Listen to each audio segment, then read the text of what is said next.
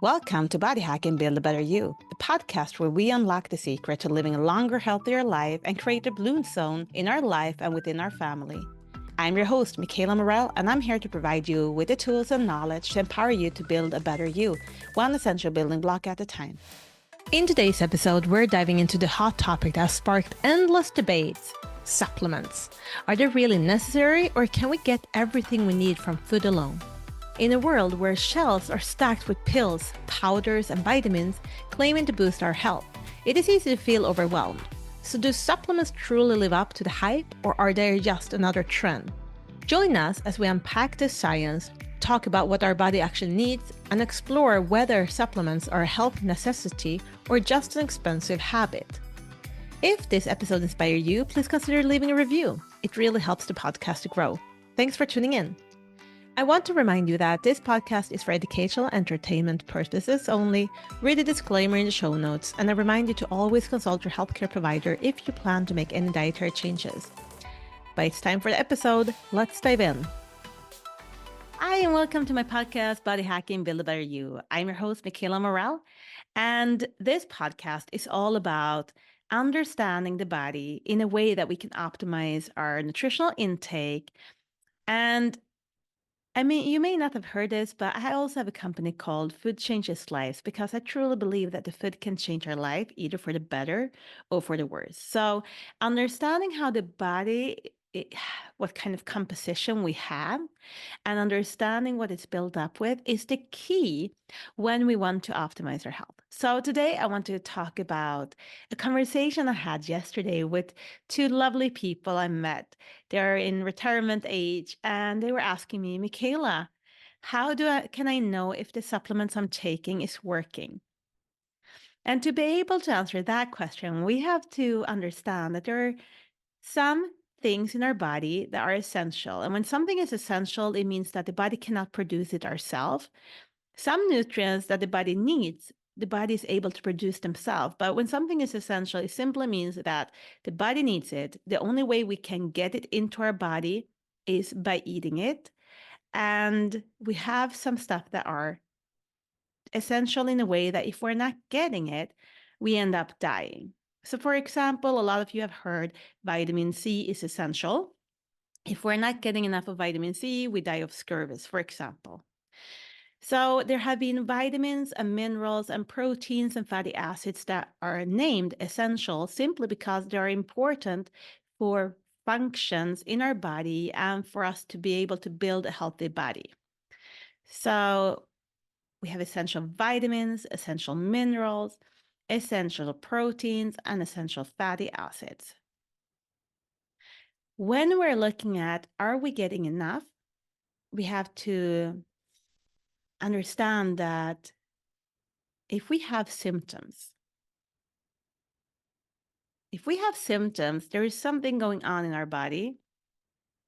And what is usually going on? Well, usually, and in 80 to 90% of the cases, the reason why we're having symptoms is because we're not able to create the energy we need. We're not able to have the cell function we need, because a healthy body begins with a healthy cell.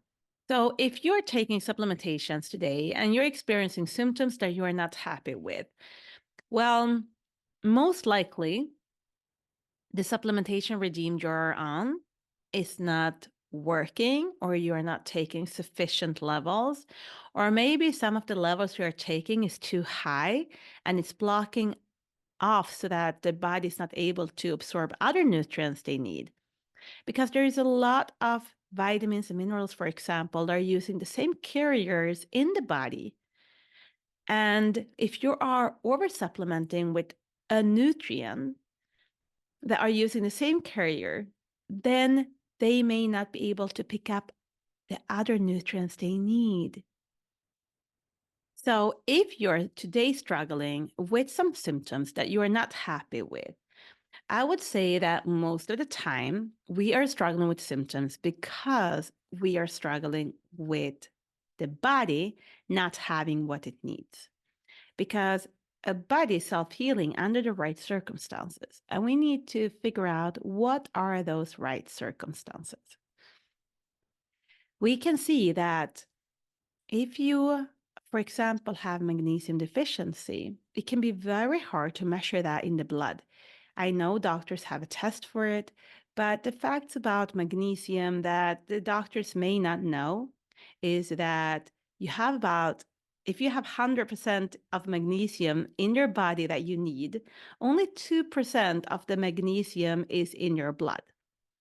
And your heart needs magnesium. So whenever you start getting a little bit too low in your blood, the body takes from the 98% of the other magnesium we have out in our body and fill up the levels in our blood to optimal levels, because it's so crucial for our heart to have good levels of magnesium.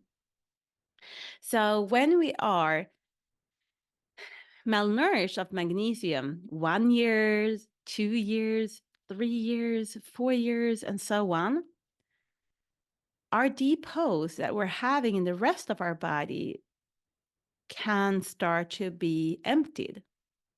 And you can't tell in the blood because the blood will always show perfect levels. So the day it starts showing in your blood that you're actually magnesium deficient, that day it's already too late most of the times. Like we're so close to death that it is crucial to get enough, but it's going to take a long time to build up so that we have enough of magnesium in every single cell in our muscle tissue too, in every single cell in our body. It's not only what's in the blood that matters when we're looking at a healthy body. It's what's in every single cell of our body. And we have about 37 trillions of cells. And I'm going to say that over and over and over again, because I truly believe that a healthy body begins with a healthy cell. And scientists are looking at what is causing disease, and they can link back most of health issues being linked to inflammation. And the inflammation starts already on a cellular level. It starts with how many pro versus anti-inflammatory building blocks are building up our cell membranes. Because when we're having too many pro-inflammatory building blocks, what is happening then is that our cell membranes become too hard and nutrients are not able to get into the cell. So even if you're having a fantastic cell, a fantastic body, but the nutrients are not able to get in, guess what? What is happening inside of the cell? It's inside of the cell we are creating the energy that we need daily. And if we're not able to create that energy, what is happening? So we have scientists talking about all health issues being related to inflammation. We also have a lot of scientists talking about that disease might happen because the cells are not able to create energy. Because when we're having cells that cannot create energy, we're not going to be able to have a body that is functioning. So either way, the cell is super important. We need our energy production. We need to have low levels of inflammation. And that is something that most scientists are agreeing upon, no matter what camp they are in, if they believe it's mainly because of inflammation or mainly because of low energy production that is causing the diseases that we're struggling with. What I do know is for a cell to become healthy, we need all the essential proteins, fats, vitamins, and minerals. And if we're not getting it, you may be very good at getting all the essential proteins and all the essential vitamins into your diet. But what if they are not getting into the cell because the cell is not healthy, because the cell is too hard, because the cell have too many pro-inflammatory building blocks building up the cell membrane?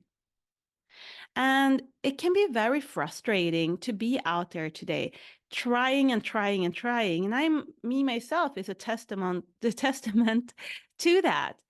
I ate healthy. I did everything according to the books. I tried my best to take as much responsibility over my life. I detoxed my life. I was mainly having glass instead of plastic in my house. I did not want anyone to buy my kids' toys, for example, because a lot of the times the toys that are bought is full of toxins, and I wanted to be able to control that. So I told people that came, don't buy any gifts or give me the money and I'll buy something to and write it's from you, but it's something that my kid really needs. I have tried my best to not use toxic things in my skincare routine, in my shampoo routine, in my, like, I don't use perfumes. I tried my best to stay as toxic free, to eat as clean as possible, and yet my body kept on getting sicker and sicker. And it was frustrating because here I am sitting on all of this knowledge and my body did not respond. And the last key to my health journey was to truly understand cellular health, how the cell is built up, and cell function. And later on in this podcast, I'm going to do a series just on this. And I'm going to bring on a lot of guests sharing their stories of what happened after we started measuring how the cell was built up, how we corrected it, and how they're feeling today and how it transformed their lives. So watch out for that series to come. I'm so excited to be able to do that for you guys. But first, let's keep on talking. Let's keep on talking about, do we need supplementations? And in a perfect world, we would not need supplementations. In a perfect world, we would still eat as our ancestors. We would still eat organ meats. We would still eat brain, liver, heart, and so on. Because a lot of those organs are containing essential fatty acids, essential vitamins and minerals that are already processed in a way, absorbed in a way, contained in a way that it's very easy for our body to absorb it. But the facts are that the human body is not that great on absorbing vitamins and minerals from all fruit and veggies. Especially veggies can be problematic to a lot of people. We can absorb some and we love them and we should keep on eating them. This is not the podcast telling you not to eat them. Eat them. But the amount we need to eat in order to absorb the nutrients have increased so much. So it's hard for us to get enough and sufficient levels. And not only sufficient levels for our everyday life, but enough to actually build on to the levels that we might have already disrupted a little bit. We all have been teenagers. We all have been in phases where we are not eating the healthiest. When I was pregnant with my third child, for example, the only thing I felt like eating was white bread and chocolate. Did I allow myself to eat it every day? No. But was that what I wanted? Yes. And did I eat it some days? Yes, I did. We all have had days and weeks and months and sometimes years where we have not been taking care of our body in optimal ways. And we have then been taking some of our depots that we're having of the vitamins and minerals that we need. And another conversation I had yesterday was this lady talking about after a pregnancy, she started developing allergies towards the sun and heat. So she gets rashes on her body. But it happened after the pregnancy, and she was wondering what was the correlation between her pregnancy and this showing up. And then I explained to her that when we're building a healthy baby, we need certain nutrients, we need certain fats and proteins. And if we're not getting enough from our own food, what is happening? The body have two choices: either create a baby that is not perfect or take the nutrients from somewhere else, and it must come from where we have them, and that is our own nutrients in our own body. This is one of the reasons, if you go out and research it, the mommy's brain is actually decreased in volume from before and after the baby is born if we're not getting enough of nutrients, of the fatty acids, of the DHA needed. So we are then taking from our own brain to give to our baby's brain because we want to create a healthy baby, of course. And if the body is so malnourished that we don't have any extra, most of the times we're not going to even be able to become pregnant, or the body's going to reject the baby because it understands that we cannot create a healthy baby without risking the mother's help. So nutrients, of course, there are multiple reasons why it could happen, but I'm just saying one of the reasons are that. And it's pretty logical. If we don't have the building material for a house, it is going to be really hard to build a house. A baby is a miracle. And thanks to our amazing body, and thanks to food and clean water and nutrients that we're eating, most of the times we're creating amazing babies. But we can also see a disturbing rate of couples struggling with becoming pregnant, and they have several failed pregnancies and IVF tries behind them. And in that case, I have helped a lot of women out there that are struggling, that only have failed pregnancies in their backpack when they're coming to me. And they're starting to get stressed. They're over 40 years of age. And the only thing they're longing for is a healthy baby.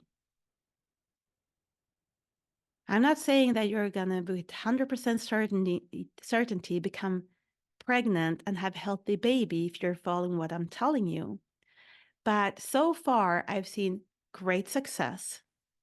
And so far, I'm still in belief of our body. It's an amazing vehicle. And if we're creating better circumstances for the body to function, the body will function. Sorry. But if you still have symptoms and you're struggling with your health, and you feel like you're doing everything in your power and you're taking supplements and you're eating healthy, I'm here. I'm here, and I can see you and I can feel your pain. And if you follow my podcast, I will help you with the tools that you need to create better circumstances for your body to be able to function better. Hey guys, if you enjoyed today's episode, I encourage you to do one thing for me. Think of one person you want to share this podcast with and copy the link and send it right away. Thanks for playing an important role in the Blue Zone community. And if you want to keep on building a better you, one essential building block at a time, hit that subscribe button. See you in the next episode.